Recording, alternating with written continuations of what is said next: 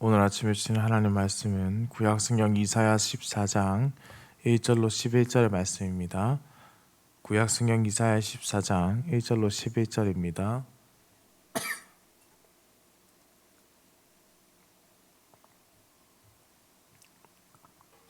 함께 한 목소리 합독해서 읽겠습니다.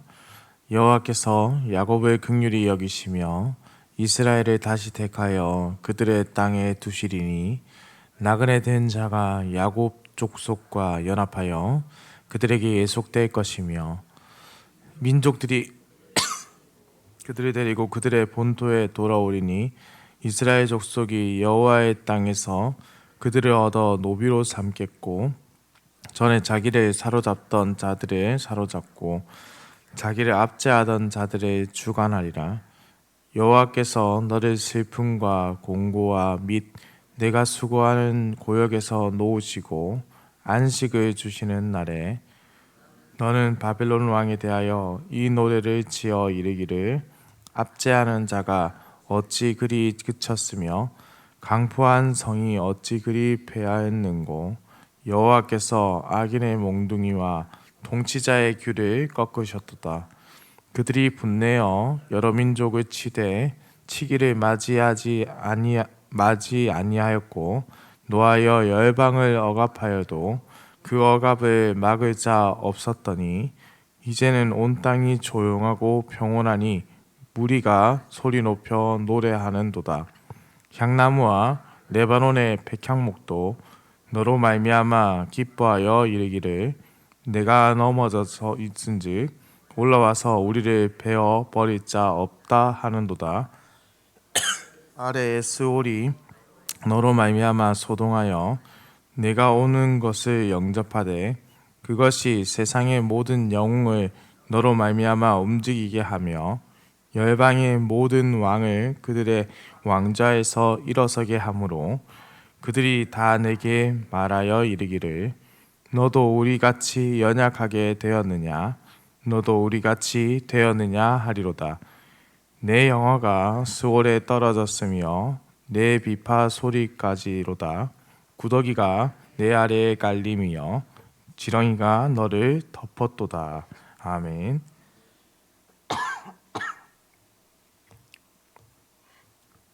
본문의 시작은 바벨론의 멸망이 다가오는 것, 그리고 그와는 반대로 이스라엘이라는 나라가 온전하게 회복되는 것, 곧 포로에서 귀환하여 그들이 자신의 땅으로 돌아와서 하나 되어 하나님을 예배하게 될 것을 소망하는 말씀으로 주어져 있습니다.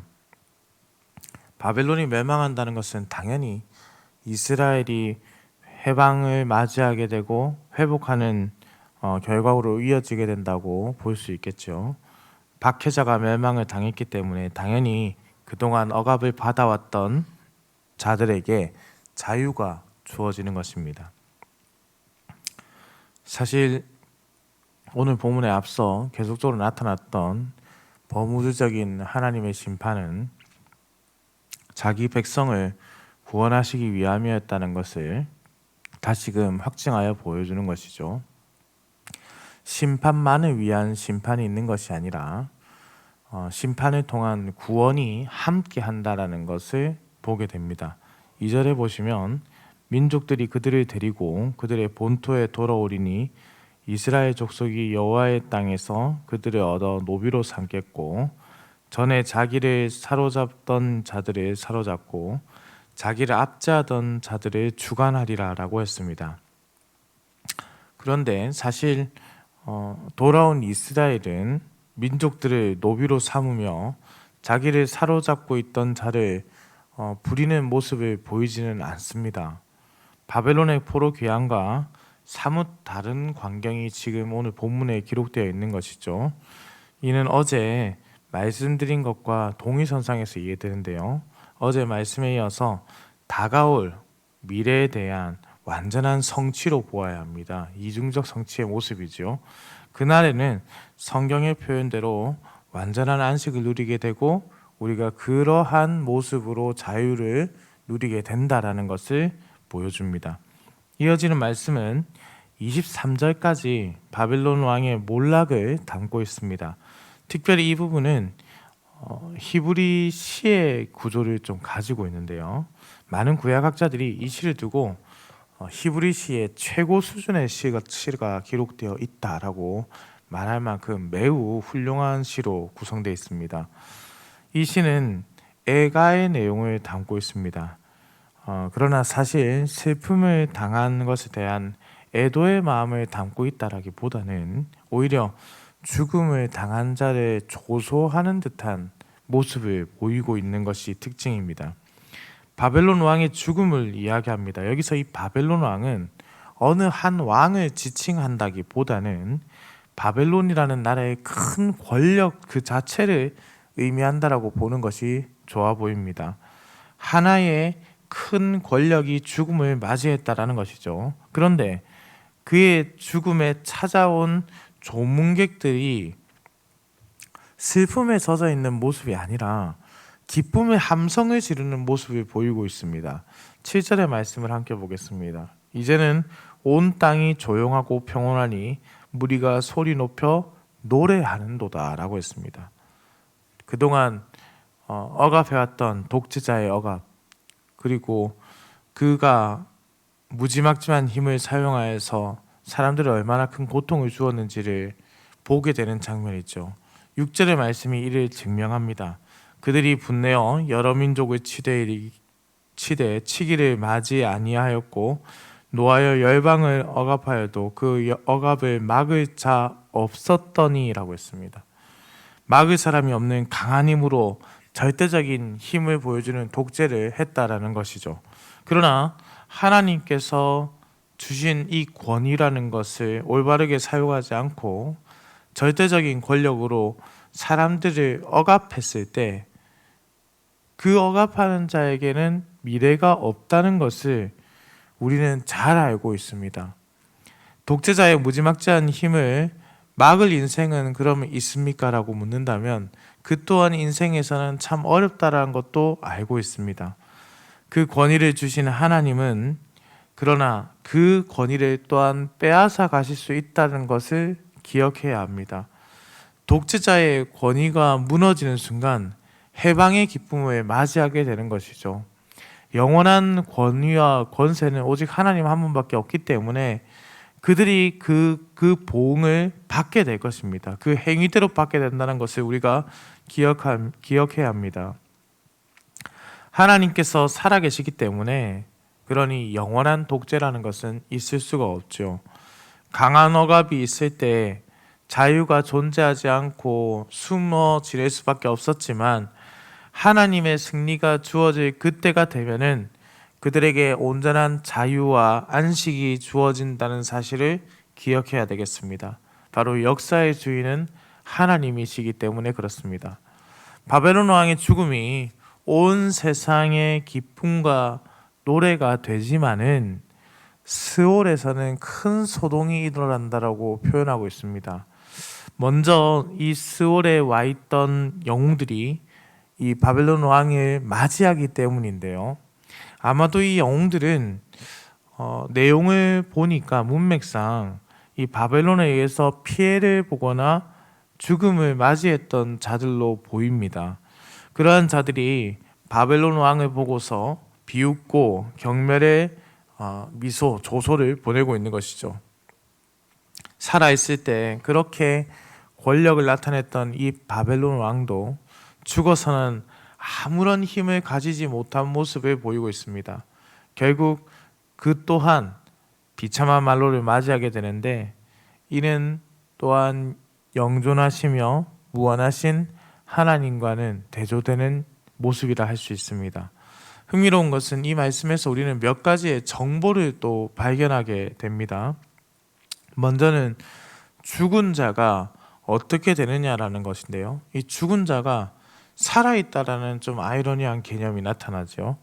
곧 사람이 죽는다 하여도 그 존재 자체는 유지되고 있다는 것을 이 말씀을 통해서 발견할 수 있습니다. 그렇다면 믿는 자들뿐만 아니라 믿지 않는 자들도 살아있다라는 부활을 맞이하게 되는데 이때 영원한 벌로 들어간다라는 우리가 가지고 있는 구원과 심판의 사상이 이곳에 반영되어 있음을 볼 수 있습니다. 다음으로 죽은 자들이 스올에 갔을 때에 서로가 서로를 알아본다라는 개념이 지금 보이고 있죠. 바벨론 왕이 스올에 가니 그를 알아보는 자들이 있었다라는 겁니다. 그래서 조소를 보내는 자들이 있었죠. 그가 어떻게 살았는지 죽은 후에도 그 존재의 삶이 보여지게 됩니다. 그러니 우리가 이 세상을 살아가면서 거짓되고 그 힘을 가지고 압제하는 모습이 있었다면 죽은 후에도 우리의 모습이 그대로 나타난다는 것을 기억해야 되겠습니다. 마지막으로 스올은 죽은 사람의 힘과 능력이 더 이상 의미가 없는 곳이라는 점입니다. 그가 살아생전 어떠한 힘을 가지고 있었는지, 그리고 그 힘을 가지고 어떠한 억압을 해왔던지 스올에서는 의미가 없습니다. 단지 그는 가장 비참한 죽음이고 가장 비참한 그 죽음 이후의 삶을, 그 모습을 가질 뿐이라는 것을 깨닫게 됩니다. 사랑하는 흥덕향사교회 성도님들, 누군가는 이런 말을 하지 않습니까? 부자가 망해도 3년은 간다라는 말을 참 많이 들어봅니다. 세상을 살다 보니 그 말이 맞는 것 같다라는 생각도 듭니다. 다만 그것이 정말 우리의 관점으로 망했을 때 이야기지 죽었을 때 이야기는 아닙니다. 부자도 죽음을 맞이하게 된다라는 것이고 권세자들도 죽음이란 것을 꼭 인생에서 맞이하게 된다라는 것입니다. 그가 죽는다면 그는 이제껏 가져왔던 부와 명예를 가질 수가 없습니다. 그리고 그가 만약 죄인된 삶을 살고 돌이키지 않는, 예수께서 돌이키지 않는 삶을 살아왔더라면 그가 부자이었건 명예를 가진 사람이었건 스올이라는 깊고 큰 어둠을 맞이해야 한다는 것도 변함이 없습니다. 그리고 그 어둠에는 그가 가지고 있던 그 어떤 것도 의미가 없다라는 것을 우리는 오늘 말씀에서 발견할 수 있습니다. 권세는 어떻습니까? 굉장히 큰 힘을 가지고 있던 것처럼, 세상에서 무서울 것이 없던 것처럼, 남을 짓밟고 살았던 자들도 마지막을 맞이하게 된다는 것을 기억해야 합니다. 그 마지막은, 인생에서 다가오는 그 마지막은 그 누구도 피할 수 없고, 그 마지막에는 무한하신 영원하신 하나님의 심판을 맞이하게 됩니다. 그리고 그 심판의 끝에는 결국 나 자신은 정말 아무것도 아닌 존재였구나 라는 인식을 그제서야 가지게 되는 것이죠. 그러나 그때는 이미 늦었다는 것, 그것을 성경이 우리에게 알려주고 있습니다. 사랑하는 성도님들, 세상의 권세, 그것을 부러워하지 않아야 할 이유가, 또한 그것을 두려워하지 않아야 할 이유가 여기에 있다라는 것이죠. 잠시 살다 가는 인생입니다. 이 짧은 인생이 심판 뒤에 있을 영원한 고통과 비할 수가 없습니다. 영원한 심판을 사모하고 두렵고 떨리는 마음으로 우리에게 주어진 구원을 이루어 가시기를 소망합니다. 사랑하는 성도님들, 우리를 억압하고 있는 사단의 권세가 있습니까? 또 부득이하게, 부당하게 우리를 억압하고 죄어오는 악한 권세가 혹시 우리 주변에 있습니까? 왜 나는 이 권세를 벗어나지 못한 채 포로 생활하는 것 같이 사로잡혀 이토록 고통을 받아야 하나 한탄하며 슬퍼하는 성도님들 혹시 계십니까? 그러나 그 권세가 영원하지 않다라는 것, 우리는 성경을 통해서 배웠고 인간의 역사가 그것을 또한 우리에게 너무나 많이 보여주었습니다. 역사는 악한 권세자들의 말로가 얼마나 비참한지, 그리고 후대에 대대로 계속해서 이어지는 그 더러운 이름의 명목들이 얼마나 죄목들이 많았는지를 우리에게 알려주고 있습니다. 죽음이 끝이 아니라는 말이죠. 어떻게 살아가는가, 어떻게 나에게 주어진 권세를 하나님의 뜻 가운데서 이뤄가는가? 하나님의 뜻 가운데서 온전하게 세워가는가? 그것은 남을 핍박하고 억압하고 괴롭히고 아프게 하고 슬프게 하는 데서 사용하지는 않아야 한다는 것을 의미합니다. 하나님의 도구로 사용된다 하더라도 하나님께서는 그 도구가 선을 넘어서는 것을 원치 않으십니다. 어떠한 경우에도 하나님의 거룩하심을 나타내야 하는 것이고, 어떠한 경우에도 하나님의 거룩하심을 짓밟는 행동과 말을 해서는 안 된다라는 것이죠. 사랑하는 성도님들, 그러니 우리는 두 가지의 결론을 보게 됩니다. 권세 있는 자들은 그 권세를 함부로 하며 사람을 억압하지 말 것. 동시에 권세가 없어 핍박받고 억압을 받았던 자들, 우리도 언젠가는 광명한 해를 보게 될 것이고 해방을 맞이하여서 하나님의 권세를 온전하게 누리며 찬양을 하는 안식의 때가 온다라는 사실을 기억하시기 바랍니다. 사랑하는 성도님들, 오늘 하루도 우리에게는 생명의 하루가 주어졌습니다. 이 하루 유일하시며 온전하시며 완전하신 권세를 주시는 우리 주 하나님의 크신 은혜 가운데 거하시기를 우리 주님의 이름으로 축원합니다. 기도드립니다.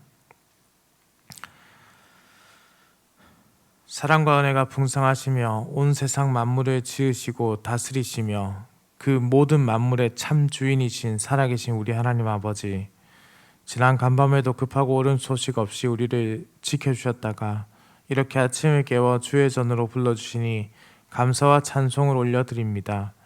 오늘 우리가 주의 전에 나왔습니다. 이 모든 것이 우리 주님의 은혜임을 깨닫습니다. 홀로 설 수 없고 홀로 힘을 낼 수 없는 우리에게 새 힘을 부어주시고 놀라운 주님의 영광을 나타내는 하루가 되게 하여 주시옵소서. 하나님 아버지, 하나님께서 주신 권위를 악하게 사용하는 자들이 지금도 있습니다. 전쟁을 일으키고 가지고 있으면서도 가지지 못한 자의 것을 빼앗으려 하고 힘의 논리로 사람을 굴복시키는 악함이 아직 이 세상 가운데 너무나도 많이 있습니다. 주께서 살아계심을 나타내시고 주님의 크신 능력을 나타내셔서 이 땅에 사는 날 동안 누구를 의지하며 누구에게 피해야 하는지 깨닫게 되는 인생이 더하게 하여 주시옵소서. 지금도 악한 권세에 억압받는 자들이 있습니다. 그들을 기억하시고 그들에게 속히 자유를 주시며 하나님의 참된 평강 안에 거하게 하여 주옵소서. 오늘도 운전하는 모든 성도들의 운전대를 붙잡으시고 하나님께서 우리 연로하신 성도님들 무더위 가운데 지치거나 넘어지거나 쓰러지지 않도록 강건하게 붙잡아 주시며 우리 흥덕향상교회 모든 성도들이 나가거나 들어가거나 주의 복을 누리는 오늘의 하루의 인생이 되도록 주님께서 늘 함께하며 보살펴 주옵소서. 감사를 드립니다. 살아계신 우리 주 예수 그리스도의 이름으로 기도드립니다. 아멘.